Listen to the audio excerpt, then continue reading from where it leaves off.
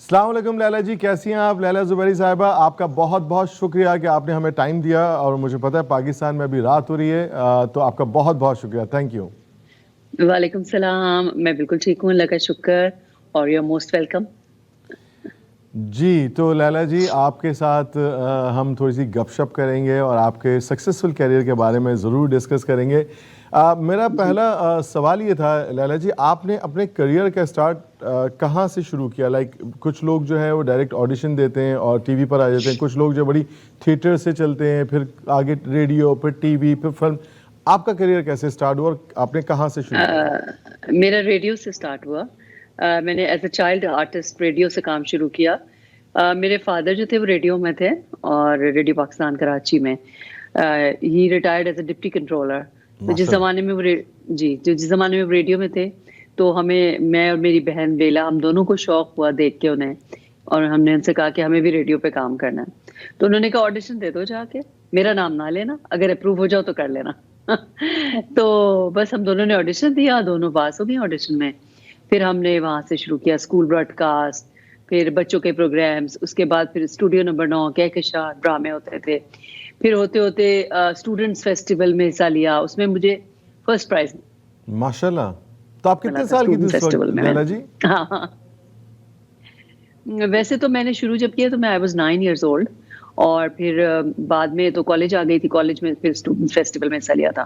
फिर टेलीविजन भी आ गया था साथ साथ, तो फिर उसमें भी कुछ बच्चों के ड्रामों में हिस्सा लिया। एक ड्रामा था, उसमें मैं परी बनी थी। और एक होता था टिक टिक कंपनी साइंस फिक्शन, उसमें किया था। फिर इसके अलावा एक उमर मारवी एक ड्रामा था, उसमें मैंने किया था।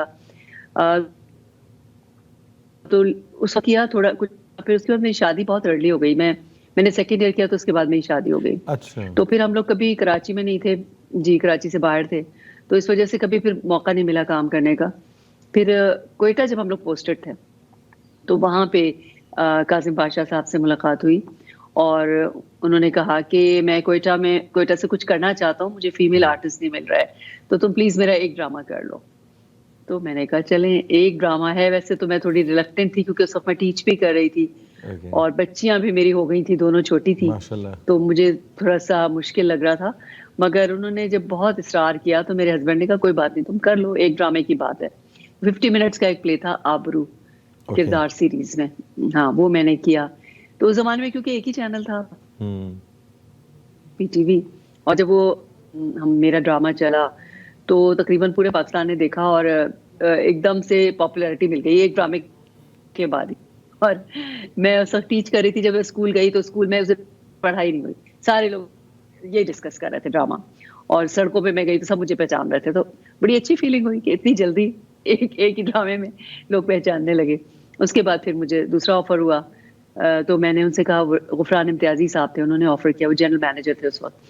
तो मैंने उनसे कहा कि भाई, एक मैंने वादा किया था ड्रामे का, मैंने बुक कर लिया। उन्होंने कहा वो तो तुमने काजिम से किया था ना, ये मेरा भी है। तो एक मेरा भी कर लो। सही। तो मैंने फिर एक उनका भी कर लिया। फिर कासिम भाई ने कहा अब तो तुम्हारी कसम टूट गई, अब तो तुम बस चल सो जी चल। जी जी। सीरियल, अब तो सीरियल करो। फिर मैंने सीरियल किया। छाँव मेरा सीरियल था, वो बहुत ज्यादा उस वक्त जी। पॉपुलर हुआ, बहुत पसंद किया गया। उस वक्त के जितने मैगजीन्स, जितने अखबार थे, सबके कवर पे मेरी पिक्चर थी। माशाल्लाह। तो it was a very good feeling, very nice. और बहुत मुझे अप्रिसिएशन मिली, और माशाल्लाह। फैमिली की तरफ से भी बहुत एनकरेजमेंट मिली। तो इस वजह से बस वो सिलसिला चलता रहा, जो अभी तक चल रहा है।